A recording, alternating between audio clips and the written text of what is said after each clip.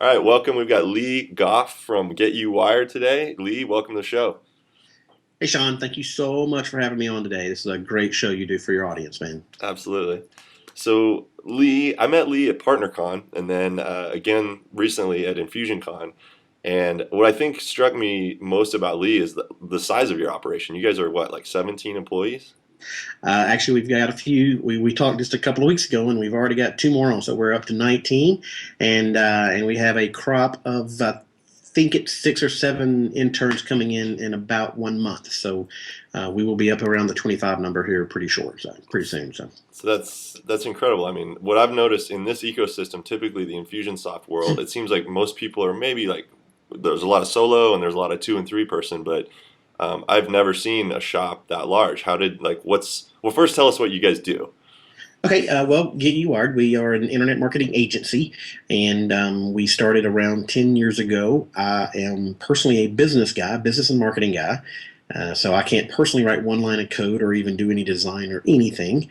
So that's one reason we have a lot of people around here. But we've been servicing small business owners for again over 10 years.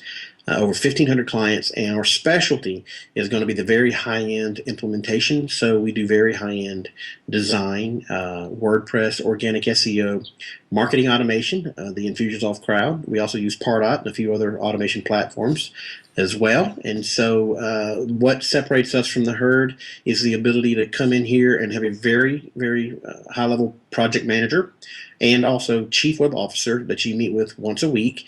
And then out of all the strategic planning between the client and my organization, then all of those 17 or 19 employees get started on doing it all for you. So it's for lack of a better term, like a breath of fresh air to our clients because, Sean, as you know, it can be difficult to find the holistic solution you need as a business owner whenever there appears to be predominantly, just 1 or 2 or 3 or 4 people there, and they're all really good at 1 or 2 or 3 or maybe even 4 things. But I think everybody is kind of figuring out that it takes, even on a really simple marketing project, it takes between 6 to 8 skill sets. Copywriting and design and engineering and API and automate. The list goes on and on. Yeah. And so our clients like it because it's easy for them and they can meet with us 1 hour a week and just kind of knock it all out for them. So it's kind of in a nutshell what we do. So how? Let's just dig right into it. How, when you begin working with someone, is there a set process that you guys use for identifying like this is the low-hanging fruit? We should go after this first, or how do you guys approach each situation? Yes, there is. I was lucky enough to be personally mentored by J. Conrad Levinson, and he is the father and founder of Guerrilla Marketing, of which I'm assuming a lot of you out there have heard of.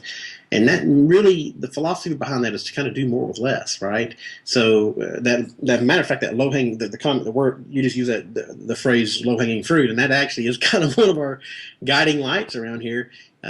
When we take a client on, the very first thing we do is look at what kind of traction do they have in the digital space. In other words, how's Google perceiving you currently? Do you have the marketing stuff like the refer a friends, the customer re-engagements, the upsells, the new customer wows? There are some basic things you can do. Email signatures is another, just basic things you can do that will help increase your penetration. And when I say penetration, I mean your market and branding penetration, which is, again, part of our focus around here is we make sure that the brand stays consistent through all of your collateral. Again, part of that marketing philosophy is knowing that Mm-hmm. if you get your brand in front of them between 7 to 9 times, you can pretty much sell ice to an Eskimo. And so that's what we do is we focus on we focus on building digital assets, low-hanging fruit, and really high-end turnaround and fast turnaround on our implementation services. So Nice. And so I saw, yeah, like talking about J. Conrad Levinson, I saw like there's various, looks like Dan Kennedy I've seen thrown around. What are your influences? Like where did you come up with your systems and your style and your approach to things? good question. You know what? That is a really, really good question. I'm glad you asked that. I'm not sure if I've ever been asked that question. And the reason I like that question is because Well, honestly, we kind of made it up in house, and I don't want to say I came up with it. Okay, first let me say that Yeah. we're at the hub. We do a lot of marketing implementation for very high end companies like Guerrilla Marketing, and a few of them that would prefer to remain nameless in the public profile because they are marketing firms, and they want their clients to think that they do it all right. But what happens is with us being at the hub of all these uh, really brilliant marketing minds, we get to see what works, what's BS, and what's fluff and what's smoke and mirrors and all those things, right? So about 4 or 5 years ago, I would call us, we were kind of your typical just web design shop, and we did marketing, but we didn't really apply a philosophy to it, and that's when we all sat back. I have a leadership. When I say we, I have a leadership team. So it's me and four of the people that kind of run the company here, and we took a step back and said, listen, the internet's great, marketing automation is great, but the truth is that small business owners really just want results. Okay, and they don't really give a damn if they have to get it through the radio or TV. They don't care where it comes from. They just want results, leads, or whatever that result might be, right?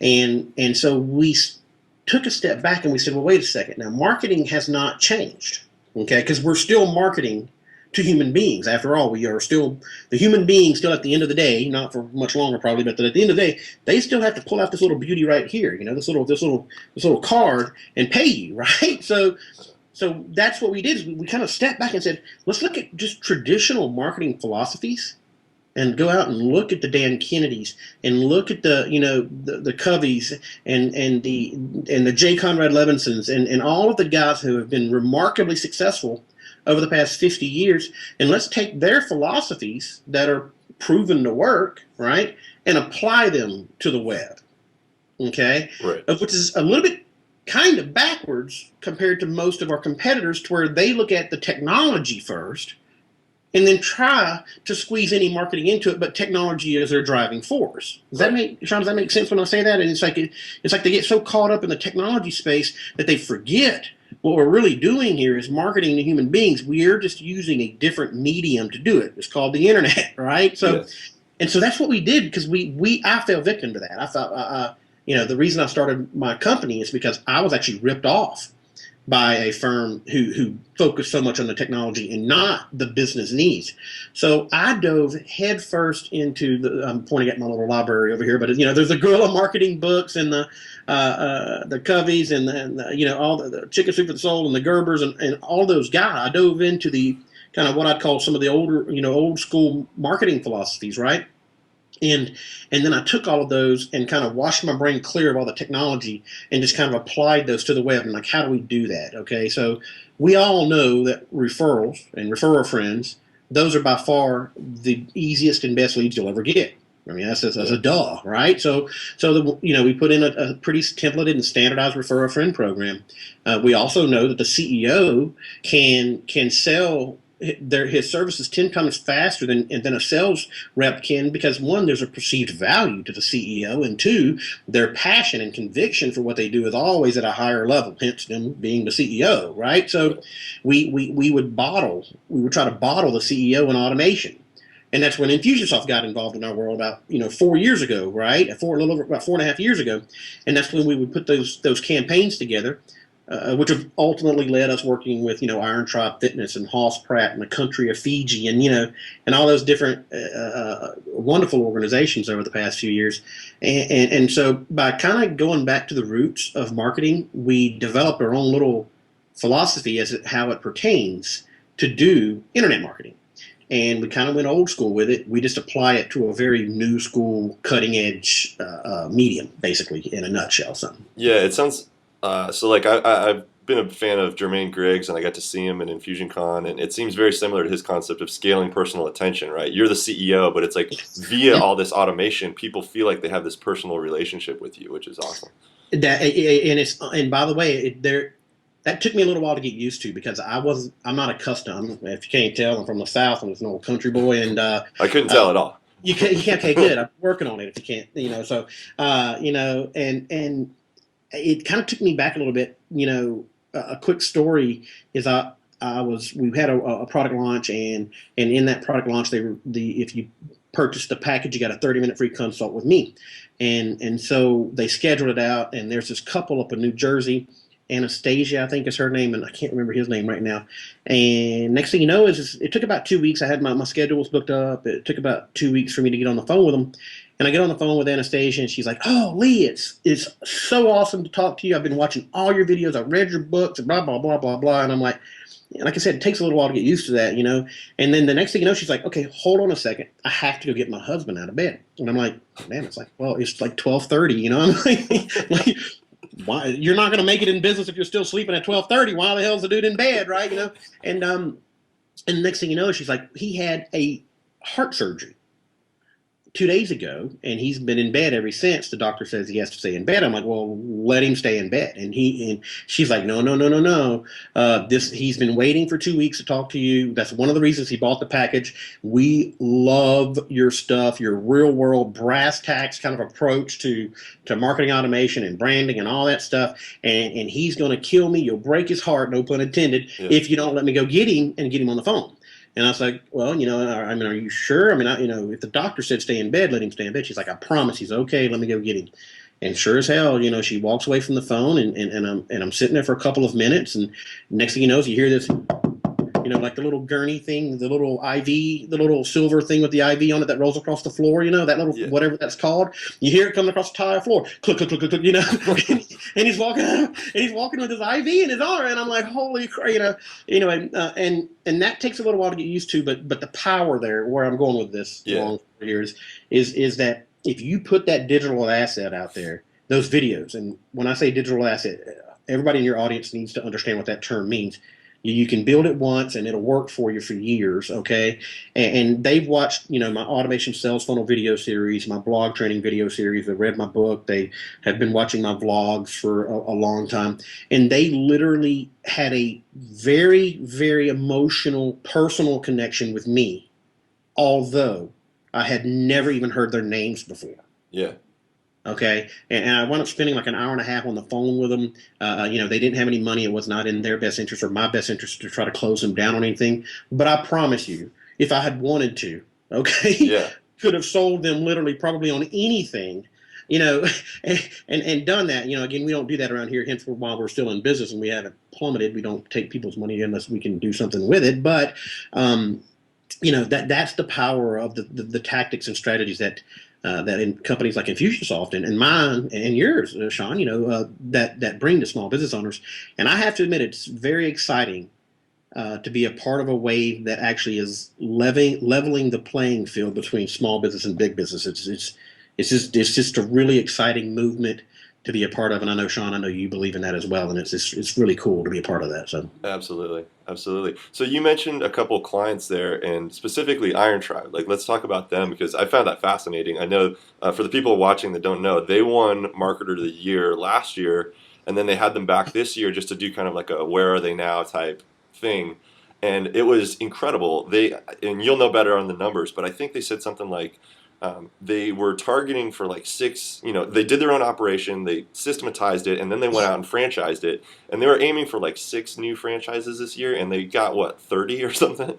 Well, I talked to Forrest as the CEO. It's Forrest Walden and Jim Cavell, okay, are the two people that kind of are the leaders over there. Forrest is the founder. Mm-hmm. Jim is a partner, and I think now. And let me also disclose that we haven't worked with them probably in about 9 or 10 a while. I mean, it's been almost a year. As soon as they won the award, if you don't know this, Sean, yet, as soon as you win that award, everybody comes out of the woodworks and offers free services. So, and I don't blame them. You know, it's, you know, hey, I would take the free stuff too, right? So, but we are the company that actually built out their strategy and helped them define their automation strategy, their design, and their SEO, and all that fun stuff. So, so in other words, we're the one that helped them get the coattails, and everybody else is kind of riding them, for lack of a better term. So they are. When I was talking to Forrest at FusionCon just a couple of weeks ago, or this year, 2013, he said he was up around, I think, 42. I think if I'm 41 or 42 franchises in the last year, and that's incredible. That's unbelievable. I'm not surprised though, because those guys, you know, every once in a while you come across people in your life that you're just like, whoa, you got it. I mean, you know, you can look in their eyes and see, you know, damn, they got it. And both of those guys, to have two guys that young, that driven, that talented, working together, it doesn't surprise me too much that they've done what they've done. They're a couple of great guys. So. So if you had to isolate it, like this is what I'm trying to dig at, is what was it? Like if you had to isolate, what was that thing that made it work so well in their situation? Obviously, it's a confluence of things. You guys are really talented, and you said they're really driven. But can you like distill it down to what was the thing that made it work? It's funny. I was just talking about this with my office manager. Her name's Holly, and I don't think there is a single it. Okay, Mm-hmm. I do think that there are a few driving forces that lead to the it. All right, so my nose is itching. There's somebody's think must be talking about me somewhere. So if I was going to boil it down, this is what I. Looking back on it, there are a few things that that really kind of drove me through the tough times, and that's ultimately going to be the deciding factor. Whenever the stuff is hitting the fan, how well do you handle those situations, and what's your motivation, what's your driving force? And that's why a lot of people say you don't need to be in business for money, and people look at them like they're crazy, but it's true, because if you're in it just for the money, that motive is not enough to get you through the really tough times. Okay, there's got to be more. You got to actually want to help people. There's got to be more to it than that. And so if I was going to isolate it down to what it takes is, one, drive. You got to have an unbelievable drive to get up every single morning and work towards something that is a dream in your head that is not paying off yet, and have that vision and get out there and do it every day. The other one is don't take no for an answer. Okay. Every time somebody tells me no, that tells me that they either, one, don't have the drive, or two, don't have the skill set to get it done. And I would say probably the biggest one is just don't be afraid of failure. I mean, just get out there, try it. I mean, just take 10 things. Be focused in your drive. In other words, I'm going to build an internet marketing agency. And now, okay, how do I do that? There's not really a book out there on how to do that. So you have to kind of figure it out. So you just take a lot of stuff and throw it up against the wall, basically, right? And you'll see. I mean, it'll, out of the 10 things I threw up against the wall, 2 or 3 of them will stick, and then put your energies in that direction. And ultimately, it boils down to not being afraid of failure. Don't let fear dictate the outcome. Just keep trying, and understand that failure, those every time you fail, that takes one of those paths out that can divert you from success.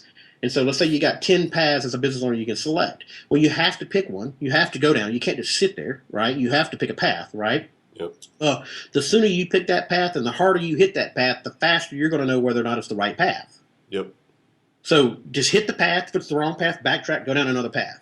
And keep going, and just keep going and keep going. And eventually you're going to find the right path, and it's going to gel. It'll start to click. It'll start to work. And so just take the fear out of your decisions, hit it head first, go 120 miles per hour, have a good team on your side, and make sure you're doing it for the right reasons. I think if you just take action, get out there on those paths and doing it for the right reason, that can drive you through a lot of the tough times and what it takes to build a business. So. Cool. So can you share, like with any of those other clients or Irontribe, can you share any results that you're able to talk about, or metrics, stuff that you guys Sure. watched? Yeah. Sure. Let's see. Well, one of the really cool ones is the country of Fiji. I was brought on as the lead consultant for their internet marketing efforts. This was 3 years ago. I think it was 3 years. Maybe I'm getting old, so 3.5, maybe 4 years ago. And they had just been put on a blacklist by a lot of Western Europe and like Australia and the Pacific Rim countries, because there was actually a military coup. It was very peaceful, kind of similar to Egypt.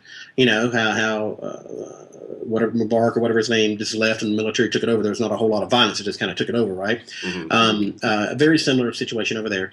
But their tourism dollars plummeted. It went through the floor. And if you know anything about their economy, tourism and water, those are the two pillars. That is literally what feeds their entire country. And so they come to me and they ask me if I could drive more traffic, and I said, "Yeah, of course we can." So, but first let me take a look before we start dumping all this money into traffic, because if you don't know this yet, traffic is going to be one of your most expensive items in marketing, obviously, right? Mm-hmm. And so I said, let me take a look at this traffic first and make sure that's the direction we need to go. And so I dove into it.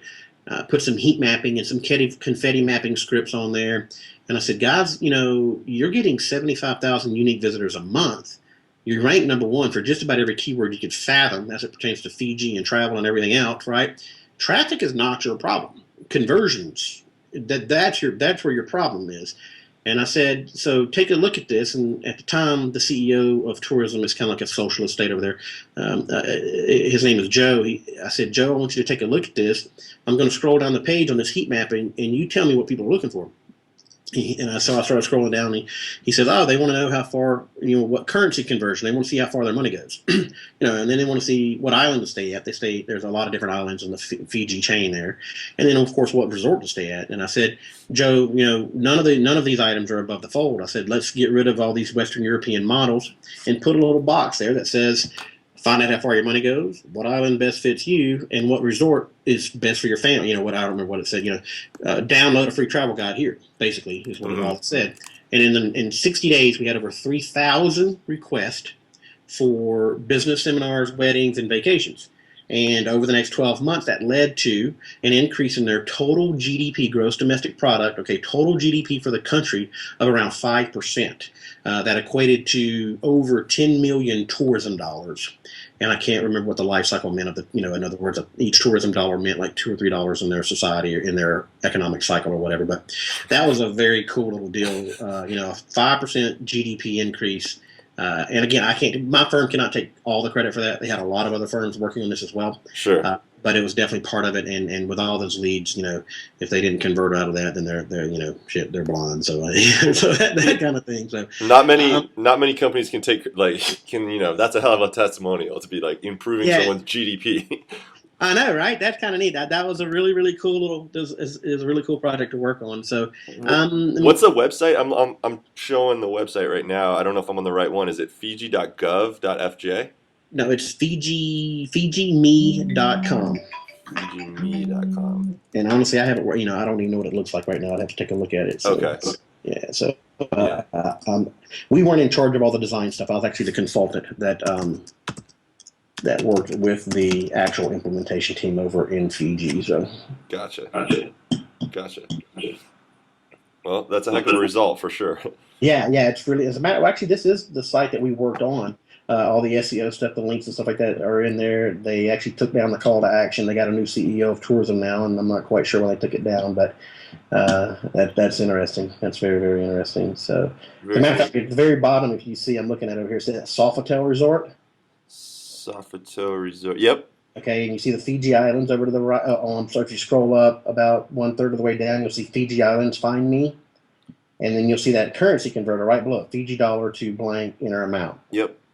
Those are the three things that everybody that comes to this website wants to know about. And you determined that when you were referring to the heat map, are you talking about like Crazy Egg or a different? Actually, I think in this case it was Crazy Egg. Yeah. Okay. Mm-hmm. Cool. And by the way, this is a little nugget for anybody out there. In today's digital internet marketing world, here is you don't actually have to guess the first time you go to market, but if you guess after that, it's your own fault. Okay, because there are tools out there that will give you definitive results. Split A/B testing, definitive. Okay, heat mapping, definitive. Confetti mapping, definitive. I mean, there are certain tools that you can use out there that give you definitive answers on whether or not this is working. And obviously, when you're empowered with that kind of information, then you don't have to make bad decisions. You can start throwing good money after bad instead of bad money after good. So. Yep. So that's interesting. So it sounds like just from a process perspective, there's some upfront phase where you don't jump to just do something. You go and you kind of watch and get your head around the current business. Yeah, that process would be when they come into our organization, they always come in. It's almost always like a one or the other scenario. One, they're just getting started. They don't have a dadgum clue at all what it takes to do anything on the web, whether it be build a website, much less market the actual thing, right? Mm-hmm. And then the other one is the entrepreneurs have been out there. They've tried everything. They've been ripped off just about everybody. They've got some mild successes or failures, and they see the power of it. They're just really hoping to get somebody to kind of help them, to implement this stuff in an ethical fashion, right? And it's almost always one of those two little baskets. And so what happens is we figured out that the ones that are just getting started and on the educational stuff, those individuals were spending, rightfully so from their perspective, they wanted to talk to us because, they knew that we knew what we were talking about. So they'd stay on the phone with us for, they would find reasons to stay on the phone. They would just consume a lot of our time, right? So we put in a lot of free automation, educational materials to give that to them so they could get their, taste, their palate wet per se, right? Yeah. But the ones we were really interested in are the ones over to the right over here that have been trying and understand the value of what we do and are just looking for a really high-end implementation firm. So that's what we did. We gave all the free content over here, and then we gave the free consults to over here. And in that free consult, me and a guy named Dobbin make the determination, okay, do you have a plan around all of this? Okay, and if they say yes, we're like, great, send us the plan, okay, and then we go in there and we put our 2 cents to it, and then we kick it into implementation because they already know what they need, right? And then there's the other ones that have been trying, just throwing stuff up against the wall, sticking it, but they don't really have a plan. So if they don't have a plan, then we sell them on what's called a strategic planning package. Yep. And then we get in there and we dive into all their web properties and where they're at, their Google reputation and standings and relevancies and all that stuff. And we put the plan together for them, and then after that plan's done, then we put it over into implementation. But without going through a planning phase or someone who has gone through a planning phase, it's very difficult for us just to throw people into implementation because we know that the perceived values and the expectation levels are going to be a little whacked out. So it's better to step back a second and force them into thinking about a plan first. And feel a little bit of pain up front. You'll lose a few deals, right? And you will. Make no mistake about it. But if you go through that little bit of pain up front, it makes the life cycle of the entire client relationship dramatically more valuable for everybody involved. It's just a good way to go. We found it to be a good way to go about it. So nice. Well, we're approaching the 30-minute mark, and I know you're a busy guy, so I'll get ready to let you go here. But wanted to ask you, InfusionCon this year, did you have any key takeaways from that, or how'd you think it went? Well, my number one takeaway was I was unbelievably impressed at how fast I've been going to InfusionCon for 4 years. This is my 4th one, and every year it gets a little bit better, right? But this year they took it up. Yeah.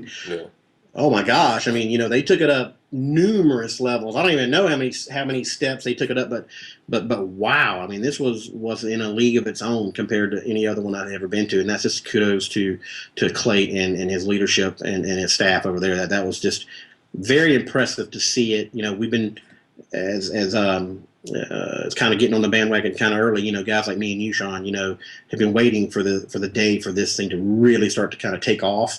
And that's the thing I noticed first and foremost, and it went through the whole InfusionCon it's happening. I mean, it's like it's kaboom, here it goes, and we all better be ready because it's coming whether we like it or not. So that was probably the biggest takeaway. The next biggest takeaway was I'm ecstatic about the features they have coming out in the spring release. Yep. I'm probably happier about the one that's getting the least amount of attention, but I'm happiest about the quoting capabilities. And nobody else seems to be talking about it, but to me it's a huge deal because it bridges the gap between the automation piece and the fulfillment piece. There's always been a little bit of a gap there. They kind of had a shopping cart or order forms there, right? But in the professional services arena, shopping carts and order forms don't cut it. They just simply they don't cut it. There's got to be a formal proposal presentation with legals and all that fun stuff in there, right? And so I'm excited about that because now we can actually bridge that gap. We have all these marketing automation funnels and this brilliant little branding and all this penetration stuff going on.